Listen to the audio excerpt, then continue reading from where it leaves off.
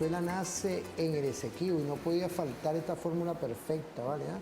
En esta visión que siempre desde aquí, desde la televisora de la Fuerza Armada Nacional Bolivariana, la televisora que es un cañón comunicacional por la paz, enamórate de Telefan, salgamos en esta fórmula perfecta de referente informativo. Y es una visión hoy desde nuestra cultura, desde nuestra fórmula constitucional, que siempre logramos conectarnos con ustedes. Quiero saludar a las familias que nos ven igualmente en las redes sociales. Desde aquí está ese cañón comunicacional por la paz. Saludar igualmente a todas y todos, a nuestra Fuerza Armada Nacional Bolivariana, a nuestros oficiales superiores, oficiales subalternos, tropa profesional, tropa alistada que en este momento ejercen constitucionalmente nuestras competencias con nuestros 5 componentes, porque el sol de Venezuela nace en el Esequibo y en esa fórmula perfecta, en esa visión, dentro de todo esto que estamos construyendo diariamente. Saludar a nuestro ministro, nuestro general en jefe Vladimir Pladino López, todo nuestro Estado Mayor Superior, a nuestro comandante en jefe Nicolás Maduro Moros, presidente constitucional de nuestra República Bolivariana de Venezuela, y hoy con la geopolítica mundial, temas que estamos dándole con una visión, con unas pinceladas, del cual tú eres parte. Saludar a todas y todos en eso que hablamos siempre, que es la diplomacia presidencial. Hoy tenemos a nuestro profesor, analista, doctor Ramón López, quien es diplomático de carrera, profesor de nuestra Universidad Militar Bolivariana de Venezuela, conferencista permanentemente, que diserta todos estos temas, ya que esta obra es de 8 tomos, que es la diplomacia presidencial. Y no podía faltar que hoy empecemos dentro de su constructo, de su contribución. Nos vemos como en esta diplomacia presidencial, en estos seguimientos a los viajes internacionales de Hugo Rafael Chávez Frías. Este es el 7º tomo, son 8 tomos. 8 tomos, y del cual aquí nos habla en la página 153. Empezamos en esa ruta presidencial que hizo nuestro comandante Chávez de la Federación de Rusia, 9 y 10 de septiembre del 2009, con el presidente Dmitry Medvedev y con el primer ministro Vladimir Putin. 9º viaje a Rusia. Estaba ya incorporado nuestro comandante Chávez. Por supuesto, cuando uno ve esta fecha, 2009, estaba nuestro comandante en jefe hoy y presidente constitucional de la República Bolivariana de Venezuela, Nicolás Maduro Moros, como canciller estratégico, en esa visión holística de lo que vemos hoy, de lo que acontece en este mundo global, en esta aldea global. Y ya nos hablaba que el presidente Chávez constituyó un discurso y del cual hablaba en ese momento a los alumnos de la realidad en América Latina, del cual nos dice: en el desarrollo de su intervención, Chávez Frías explicó que en el sistema internacional contemporáneo venían emergiendo un conjunto de países, núcleos alrededor de los cuales se iba a ir conformando, producto de la interacción entre ellos, los polos de poder del siglo XXI. Ya estamos hablando de este momento, imaginemos 2009, hoy es 2022. Esta reflexión la presentó, como él mismo señalara, producto de la evolución de su cosmovisión. Se refirió a que ya no existe un mundo unipolar o bipolar, pero que tampoco se marchaba hacia la conformación de 4 o 5 grandes bloques de poder, sino que en lo que existía era un conjunto de países, núcleos sintetizados de la siguiente manera: lo que yo veo es un mundo multinuclear hoy ya. Es decir, estamos viendo cómo de la unipolaridad estamos ya hoy en la multipolaridad. Es decir, ya hoy quiero preguntarle, empezar con esta visión.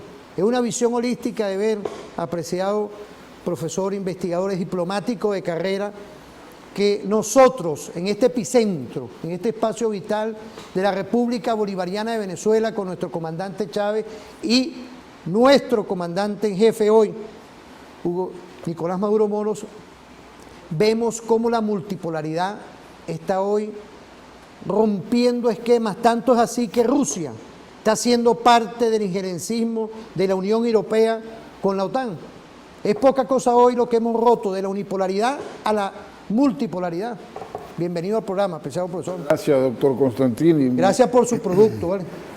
Siempre es un placer compartir con la audiencia y con usted sobre estos temas, estas tertulias matutinas tan agradables, ¿no?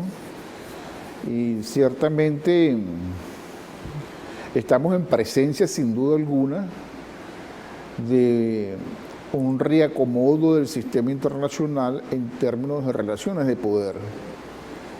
Estamos hablando de un reequilibrio en base a los intereses nacionales de las potencias hegemónicas en este momento.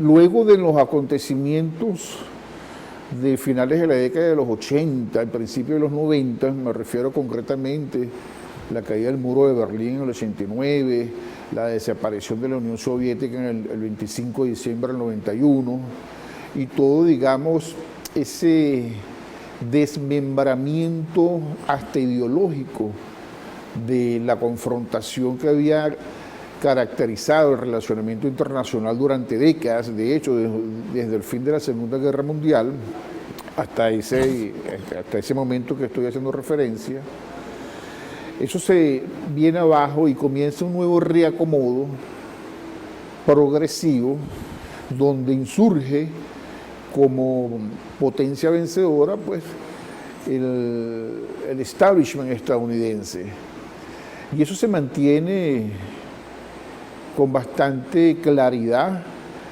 y se patentizan en eventos como, por ejemplo, la invasión a Yugoslavia en marzo del 99, liderada fundamentalmente por los Estados Unidos y secundada, por supuesto, por la OTAN, la misma OTAN que hoy está, digamos, protagonizando el acontecer internacional. Fueron 78 días de bombardeos a un país, producto de lo cual simplemente desaparece un actor internacional, desaparece un Estado-nación del sistema internacional, del continente europeo. Y eso hay que recordarlo, que lo hacen al margen de la legalidad internacional, porque esa intervención militar nunca fue autorizada por el Consejo de Seguridad de Naciones Unidas, que es la instancia, pues, que puede autorizar una acción de esa naturaleza, a menos que sea en legítima defensa. Y no era el caso en Yugoslavia. Y hay otros eventos, como por ejemplo la invasión a Irak, nuevamente en marzo del 2003, liderada por los Estados Unidos y secundada por las potencias europeas, que tampoco se realizó digamos, en el marco de la legalidad internacional, porque así como la de Yugoslavia, esta tampoco fue, digamos, avalada por el Consejo de Seguridad de las Naciones Unidas, que ya acabo de señalar cuál es su rol. Incluso en este último caso, recuerdo con claridad que el Papa Juan Pablo II había señalado que esa invasión a Irak era inmoral e ilegal, y que sus responsables tendrían que rendir cuenta ante Dios y ante la historia. De manera que se evidenciaba ese rol hegemónico en un nuevo relacionamiento internacional por parte de los Estados Unidos, que no solamente era desde el punto de vista militar. Hoy en día, de acuerdo al Instituto de Investigaciones Estratégicas de la Paz de Estocolmo, el presupuesto de las 5 primeras potencias militares del mundo supera con creces el 40% de todo el presupuesto militar mundial. Y adicionalmente, el presupuesto militar de los Estados Unidos, bueno, supera con creces al que está en segundo lugar, que por cierto es la República Popular China, pero lo supera por más de 500.000 millones de dólares. El presupuesto militar de los Estados Unidos sigue siendo de lejos y lo ha sido durante décadas, el más importante de todos los países del mundo, de la historia de la humanidad. Pero no solamente esa hegemonía militar, sino también la hegemonía en términos económicos, comerciales y financieros, la hace todavía, no sé, no me atrevería a decir que el principal actor, pero sin duda alguna uno de los principales actores del sistema internacional. Bueno, todo eso está cambiando y esos son procesos que se producen de manera progresiva. Ahora, esta coyuntura actual que mantiene los centimetrajes en los medios de comunicación social en todo el mundo, derivada pues de la intervención militar especial de la Federación Rusa en Ucrania, no está haciendo sino evidenciar que ese rol hegemónico que hasta ahora había venido ejerciendo los Estados Unidos en alianza con las potencias occidentales de la OTAN, ya no tiene el mismo efecto que pudo haber tenido en esa época post-Guerra Fría, porque simplemente ahí están funcionando otros elementos que tienen que ver, por ejemplo, con la disuasión nuclear. Y es justamente esa razón por la cual la Federación Rusa toma la medida que tomó, porque era inadmisible en términos de seguridad y defensa que la OTAN siguiera expandiéndose hacia sus fronteras. En ese contexto, nosotros tenemos, por ejemplo, que la única opción que le ha quedado, no solamente a los Estados Unidos, sino también a las potencias occidentales, es la vía de las sanciones económicas. De hecho, se coqueteó en algún momento, y lo ha pedido casi que implorando el presidente Zelensky, la implementación de lo que se denomina una zona de exclusión aérea sobre el territorio ucraniano, en momentos que la Federación Rusa, incluso en voz del propio presidente Putin, ha señalado que ellos tienen el control del espacio aéreo ucraniano, y fue mucho más allá, porque el propio presidente Putin, debemos recordar, dijo que cualquier potencia que ingresara en ese espacio aéreo iba a ser considerada parte del conflicto, y agregó sea quien sea. Eso es un mensaje directo a los estadounidenses, porque dijo exactamente sea quien sea. Lo que quiero significar con esto es que esa superioridad militar de la hegemonía estadounidense no les está sirviendo para los propósitos de sus intereses nacionales. Entonces han recurrido a la otra carta que tienen, que es la carta económica. Y ahí hay un interesante elemento, porque la Federación Rusa, cuando toma estas decisiones, las hace con plena conciencia de cuáles eran las reacciones de las potencias occidentales sobre su decisión y sobre sus acciones. Y de alguna manera, si no estaban al 100% preparados, estaban bastante preparados, al punto que ellos, el principal sistema de pago que como todos sabemos es el SWIFT, ya tenían una alternativa, no solamente desde el punto de vista de la banca rusa, sino que también ya habían sostenido conversaciones y acuerdos, nada más y nada menos que con la República Popular China. Si a eso le sumamos elementos tales como que la República de la India ha expresado de manera oficial que ellos no van a dejar de comerciar con la Federación Rusa, porque para ellos es un aliado estratégico, y que ese comercio se va a empezar a transar en otras monedas distintas al dólar. Entonces tenemos que, en el marco de una nueva reconfiguración geoeconómica, geopolítica y geográfica, solamente estos tres países que hemos nombrado, es más, solamente la Federación, mejor dicho, solamente la República de la India y la República Popular China casi llegan a la mitad de la población mundial. De manera que lo que vamos a observar de aquí en adelante, y lo que ya estamos evidenciando, es que ese proceso de declive del rol hegemónico también en el componente económico que todavía mantiene el establishment estadounidense va a ir mermando.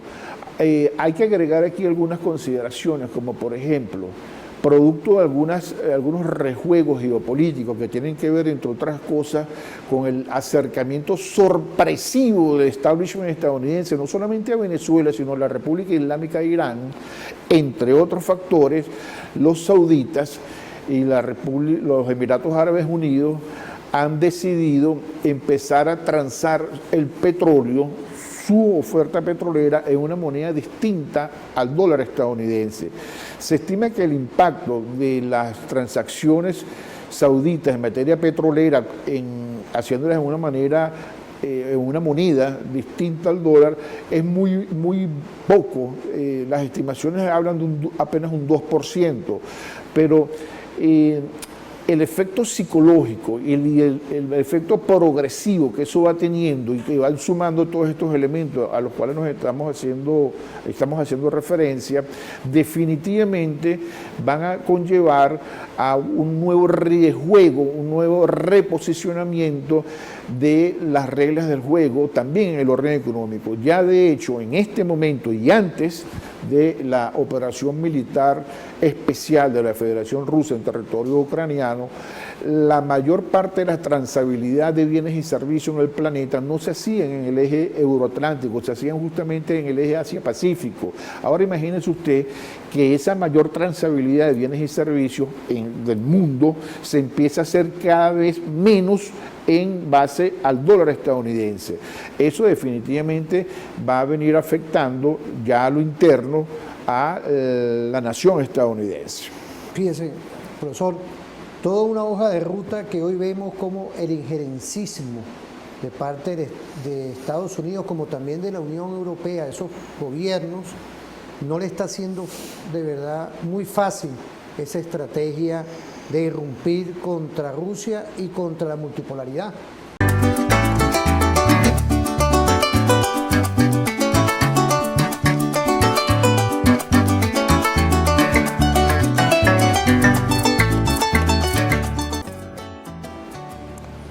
Volvemos otra vez porque estamos con esa diplomacia presidencial, esa cosmovisión. Apreciado profesor Ramón López, quiero felicitarlo porque en esta publicación, 8 tomos, de verdad un trabajo que hoy hace y sustenta lo que realizó nuestro comandante Chávez a nivel diplomático, porque es un seguimiento de los viajes internacionales, pero también una doctrina que a mi criterio está hoy vigente.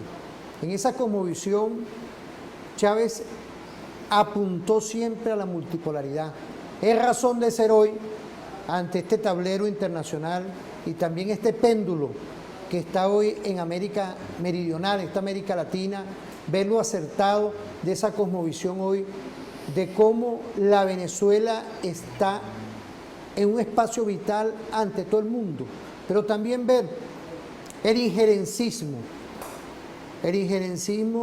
del coloniaje europeo, pero también de la doctrina Monroe de parte de los gobiernos de Estados Unidos. Bueno, definitivamente la vigencia de la cosmovisión y de la geopolítica y geoestrategia del comandante Hugo Chávez está presente hoy más que nunca en este acontecer internacional y el acontecer, digamos, interamericano. Recordemos, por ejemplo, que él fue actor protagónico en la institucionalidad, en la nueva arquitectura de la integración latinoamericana y caribeña. Solamente voy a citar la UNASUR, que hasta el nombre fue obra del genio creador del comandante Chávez, y la Comunidad de Estados Latinoamericanos y Caribeños, que como sabemos no es un organismo internacional, pero es un mecanismo de diálogo y concertación política y es el mayor instrumento de agrupación de los gobiernos de toda la América Latina y el Caribe, de manera que tiene una importancia estratégica. Entonces, en esa cosmovisión y en esa vigencia tenemos, por ejemplo, que la CELAC, que está siendo revitalizada, primero con la presidencia pro tempore de México y ahora esperemos que también con la presidencia pro tempore de Argentina, se constituye como un actor internacional dentro del concierto mundial. Es decir, por ejemplo, ya hay acuerdos y acercamientos de diferente naturaleza entre la CELAC en su conjunto y la República Popular China. Ya hay acuerdos y acercamientos entre la CELAC como actor internacional y la Unión Europea. Y lo mismo pasaba en su momento con UNASUR. Ya los 12 países que conforman la geografía suramericana venían implementando en el concierto de la geopolítica mundial diferentes mecanismos, como por ejemplo el Foro América del Sur, países árabes, donde se coordinaba América del Sur, los 12 América del Sur, con los 22 países de la Liga Árabe, y a través de diferentes cumbres se iban delineando políticas y estrategias hacia dónde ir ambas regiones. O sea, había una relación de cooperación, lo que se llama sur-sur, y producto de eso se revitaliza con el presidente Chávez además a la cabeza lo que se llama el diálogo norte-sur. Recordemos que, por ejemplo, del movimiento de países no alineados, que se incluye hasta en el Plan de la Patria, y es por eso que se realiza la cumbre aquí en la isla de Margarita, se desprende en la conferencia de Belgrado el grupo de los 15, que también fue presidido por el comandante Chávez, y bajo ese rol articula con el grupo de los 8 y con el grupo de los 20 en esa digamos, cooperación y diálogo norte-sur. Pero más allá de eso, nosotros podemos decir que en este momento, gracias a esa cosmovisión, Venezuela posee relaciones con la totalidad de las naciones del continente africano, y oigan que son 55 naciones que conforman el África. Bueno, hoy en día nosotros tenemos relaciones diplomáticas con las 55 naciones de ese gran continente, y se empezó a desarrollar, y el presidente lo acaba de anunciar también, que se va a darle continuidad, un foro de cooperación que se llamó América del Sur África, y empezaron a desarrollarse diferentes mecanismos de cooperación, e incluso se llega a plantear en una de estas cumbres las acciones que conduzcan a los esfuerzos políticos y diplomáticos para lograr una representación tanto del África como de América Latina en calidad de miembros permanentes en el Consejo de Seguridad de Naciones Unidas. De manera que ese rejuego geopolítico y geoestratégico se mantiene, está presente. En algunas ocasiones la coyuntura internacional los opaca desde el punto de vista mediático, como por ejemplo sucede en este momento con la operación militar especial que se desarrolla por parte de la Federación Rusa en Ucrania. Pero no quiere decir que estas fuerzas subyacentes a las cuales estamos haciendo referencia hayan dejado de insurgir dentro de los escenarios internacionales. De manera que, contestando la pregunta, para mí es evidente y es obvio que tiene absoluta y plena vigencia el pensamiento y la cosmovisión del comandante Hugo Chávez. Y en términos de lo que usted llama la injerencia europea y la injerencia de la OTAN, bueno, forma parte justamente de ese reacomodo de los intereses de estas potencias. Sin embargo, aquí la situación se complica de tal manera que fíjense qué interesante esto. Ya tenemos casi un mes de conflicto militar en Europa, y el suministro de gas y el suministro de petróleo ruso a Europa se mantiene, le sigue suministrando el 40% de ese suministro energético. Y fíjense que la Federación Rusa no ha tomado hasta este momento la decisión de suspender ese suministro energético. Estimo, y estiman algunos analistas, que es producto, entre otras consideraciones, de que es una de las fuentes de ingresos seguras que todavía le quedan a la Federación Rusa. y son bastantes recursos. Pero si esos suministros se llegara a suspender por cualquier razón, las consecuencias no solamente van a ser para la Federación Rusa, sino van a ser para el pueblo europeo en su conjunto. Si ya en este momento usted ve que hay huelga incluso de pescadores en la República Italiana, de pescadores en Italia por el aumento del precio del combustible, que usted ve que el precio, el litro, ya está rondando los 2 euros en algunas capitales europeas, y todavía se mantiene ese 40% de suministro energético de la Federación Rusa. Imagínense ustedes que ese suministro por cualquier razón se dejara de materializar. De manera que por donde uno observe esto, por donde uno lo analice, cada vez uno se convence más de que definitivamente ya no hay un mundo unipolar, ya hay un resurgimiento y un posicionamiento en roles hegemónicos de actores que hasta hace muy poco se podían considerar como potencias regionales, pues ahora son unas potencias hegemónicas en el sistema internacional.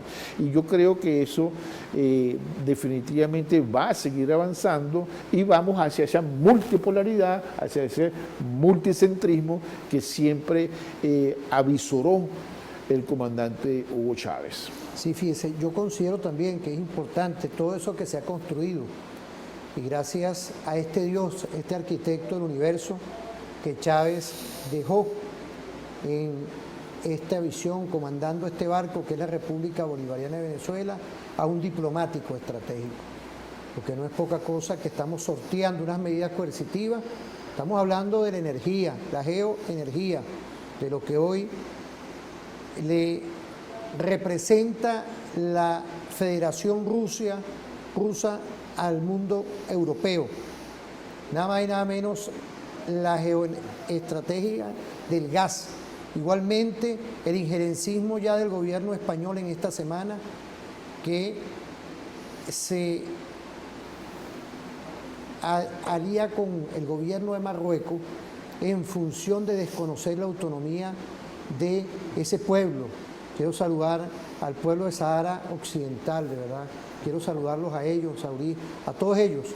Desde aquí mi solidaridad, porque es ese injerencismo. Y ahí puede haber otro conflicto también, nada más y nada menos. Y Argelia, que es proveedor también, estamos hablando de la geoenergía, de gran parte de España. Con el gas, Argelia ya salió al paso. Saludar al gobierno argelino también, en esa visión de lo que hoy está aconteciendo en esa parte del mundo. La multipolaridad, lo importante hoy de ser hoy estrategas perfectos de las relaciones internacionales, de no quedarnos metidos o encajonados como estábamos antiguamente antes que llegara nuestra Constitución y nuestro comandante Chávez, sino estábamos incraustrados en la unipolaridad. Hoy somos parte de un juego estratégico, un tablero, que la Venezuela bolivariana está irrumpiendo con la solidaridad, los negocios, es decir, la Venezuela atractiva y de oportunidades. Es casual lo del gobierno español con Marruecos, antes de irnos a la pausa, apreciado profesor, unas pinceladas. Bueno, eso es un resabio del viejo colonialismo europeo. La República Árabe Saharaui todavía se mantiene como un territorio no autónomo, de hecho es uno de los pocos territorios no autónomos considerados así por la Organización de las Naciones Unidas. Ahora, el cambio de postura del gobierno español, aun cuando trate de ser edulcorado, ciertamente obedece a esta nueva, digamos, coyuntura que se está presentando fundamentalmente en Europa. Ya Argelia, como usted bien apunta, se ha negado a incrementar el suministro energético. Recordemos que Argelia es miembro de la OPEP. Y la razón que argumenta, fíjense, la razón que argumenta Argelia es que ellos son aliados de los rusos. Claro. Que ellos tienen buenas relaciones con la Federación Rusa y no se van a meter en ese problema. En ese contexto, el gobierno de Pedro Sánchez incluso casi que de manera conjunta con el rey de Marruecos, emite ese pronunciamiento que siempre ha sido la posición tradicional de Marruecos en torno a la situación del Sahara Occidental.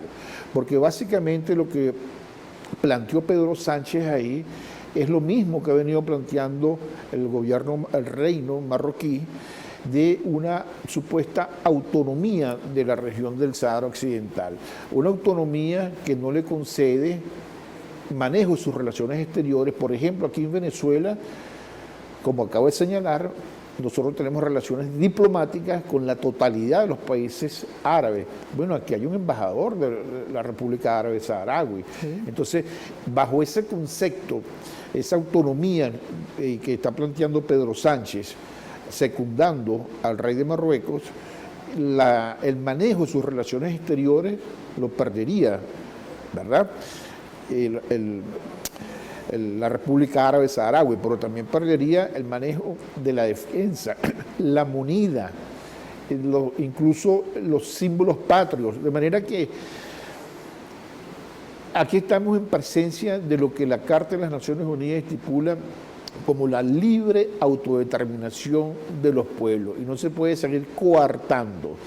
Después del proceso de descoloniaje que se llevó a cabo a través de Naciones Unidas, que todavía el Reino de España mantenga una suerte de vasallaje sobre un territorio africano. De hecho, es el único territorio africano que todavía está sometido a esa suerte de neocolonialismo. Y recordemos que el territorio de la República Árabe Saharaui es un territorio de alrededor de 260, 270 mil kilómetros cuadrados. Para que tengamos un término de comparación, es un poco más grande que el Estado Bolívar de Venezuela. El Estado Bolívar debe tener unos 230, 240 mil kilómetros cuadrados. Y tiene una costa en el Atlántico que es estratégica además. De manera que son resabios de estas potencias en su momento coloniales que todavía tratan de, en base a sus propios intereses, mantener otros pueblos y otras poblaciones subyugadas, e incluso a costa de sangre y fuego, como ha pasado históricamente desde hace casi 50 años en todo el Sahara Occidental, que gracias a Dios por lo menos se ha logrado algunos niveles de pacificación.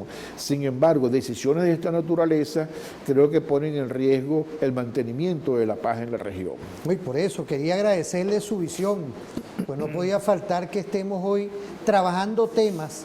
Tenemos hoy temas que son importantísimos, estudiando todo lo que acontece en esa región.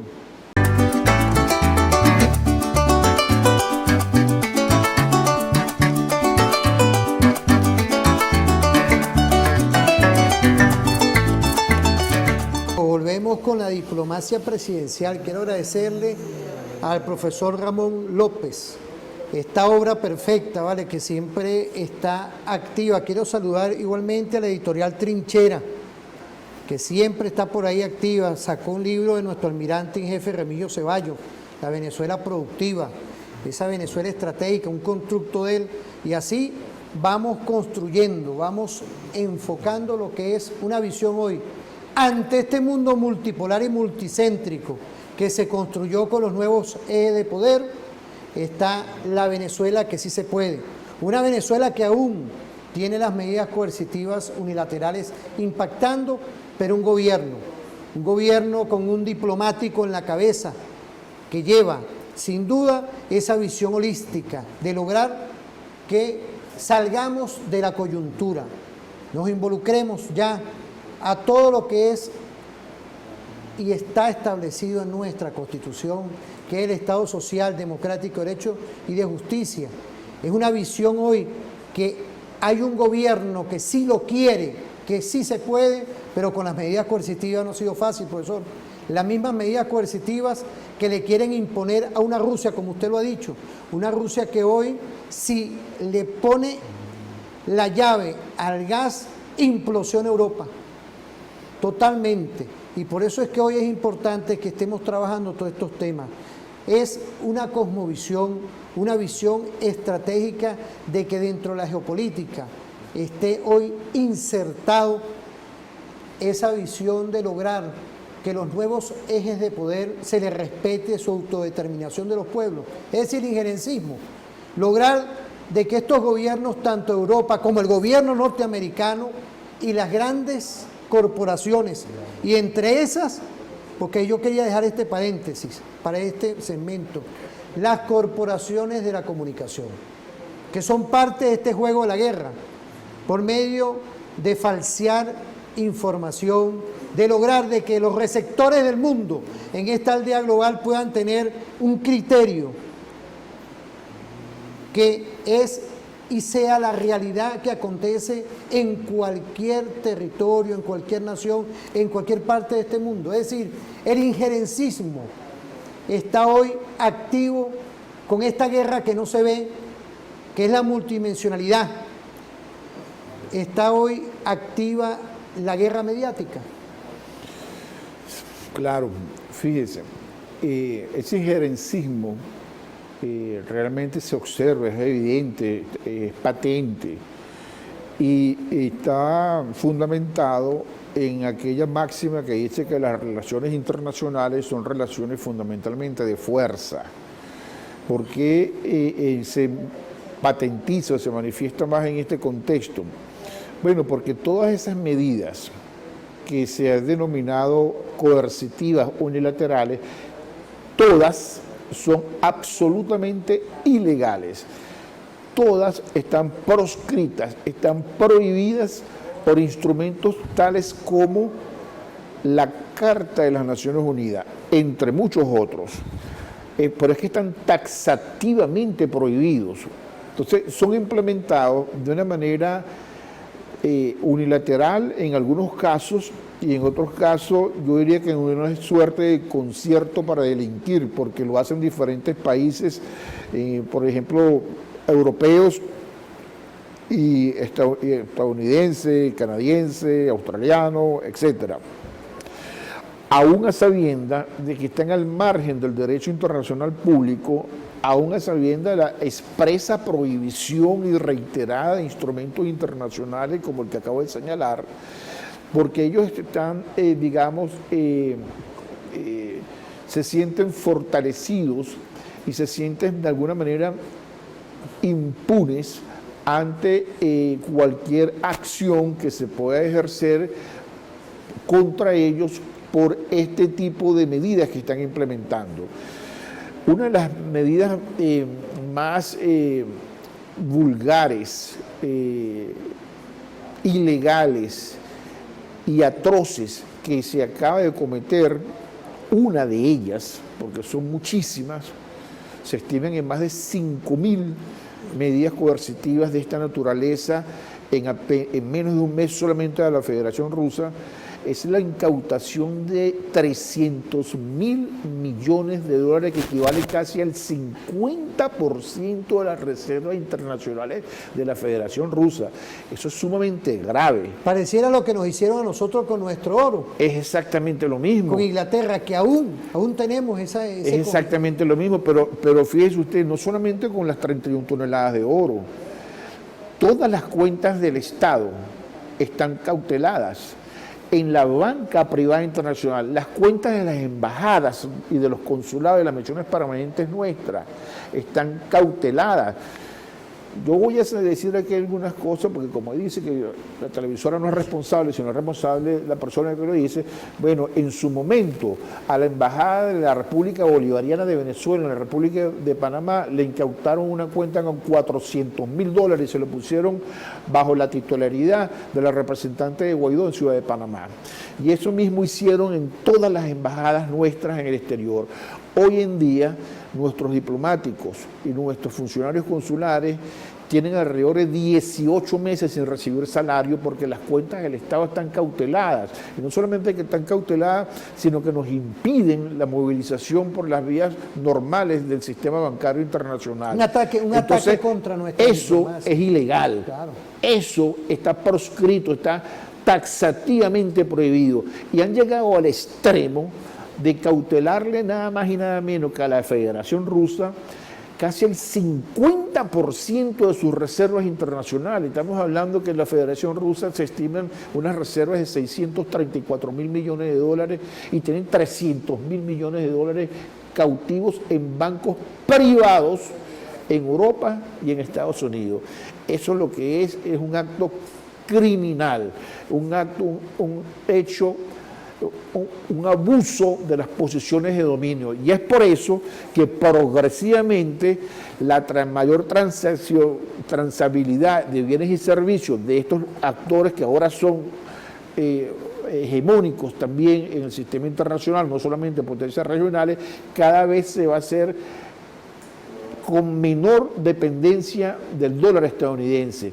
Y es una de las razones que esgrimieron tanto el Reino de Arabia Saudita como los Emiratos Árabes Unidos para empezar a transar sus cestas petroleras en monedas distintas al dólar. De manera que, como decíamos al principio, estamos en presencia de un aceleramiento del declive del dólar progresivo. Esto no es que este mismo año o el año que viene se va a presentar esto de una manera, digamos, patética, pero es una tendencia que no solamente está iniciada, sino que con estas acciones se va a profundizar y se va a mantener, y esto va a reconfigurar también a las relaciones geoeconómicas internacionales más allá del componente militar.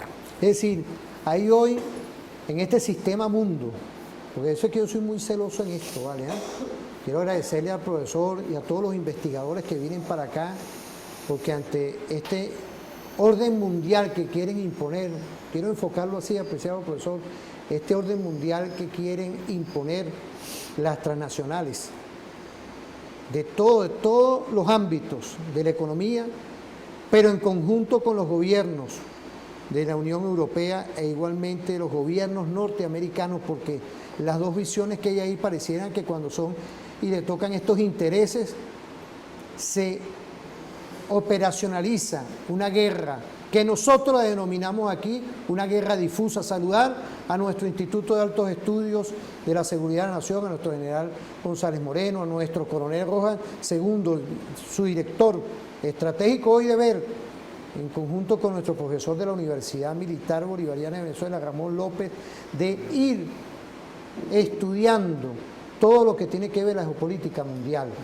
Yo quería permitirme ahorita, antes de irnos a la pausa también, porque nos vamos a ir con el reporte vial, saludar a nuestra Guardia Nacional Bolivariana, a nuestro mayor general Fernández Juvenal, pero ir hoy enfocándonos en algo. Ya ha sido fácil a este injerencismo, porque con Venezuela no, estamos activos hoy como un Estado-nación consolidándose, todos los poderes. Ya hoy el poder ciudadano, saludar a nuestro fiscal general de la República, el doctor Tarek William Saab, estratega perfecto de lo que es la garantía de lo que es llevar el monopolio a la acción penal, el equilibrio ya el Consejo Moral Republicano con el defensor, con el contralor, ya estaban dando luces en conjunto con la Asamblea Nacional. Saludar a todas y todos nuestros diputados de lo que es la nueva configuración de magistradas y magistrados que vienen, por decir, una consolidación del Estado, de la nación venezolana. Es hoy importante ver lo que le está costando al injerencismo mundial lograr implosionar los Estados-nación, tanto como Rusia, como Venezuela y como otros Estados-nación, Nicaragua. Hoy ver cómo se está imponiendo la multipolaridad. Sí, pero en algunos casos han tenido un éxito quizás hasta relativo. Recorremos, por ejemplo, acá, vale la pena el paralelismo. En febrero de 2014 en Venezuela se están ejecutando lo que el prófugo de la justicia denominó la salida. Pero en febrero de 2014 se estaba ejecutando en Kiev, Maidán. Y en Maidán tuvieron éxito, depusieron al gobierno democráticamente electo de Yanukovych, pusieron a Poroshenko y aquí tenemos las consecuencias 8 años después. Así es. Así es. Y yo quería cerrar con eso porque es importante ver que a pesar de todo tenemos un gobierno hoy, un gobierno que nos ha costado y seguimos de pie con nuestro presidente Nicolás Maduro Moro. Y en paz. Y en paz.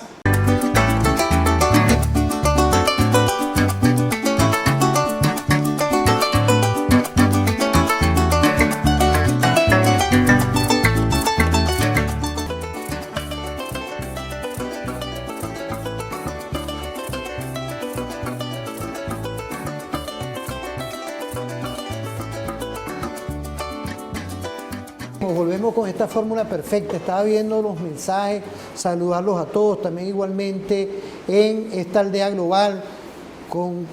Conéctate con Tevefan, enamórate de Tevefan. Son cosas importantes que hoy, de lo pequeño a lo cotidiano, estamos construyendo. Profesor, son los balances por el día de hoy, porque hemos tocado temas estratégicos como lo es la geopolítica. Antes de empezar los balances, quiero saludar a la familia de nuestra Guardia Nacional Bolivariana.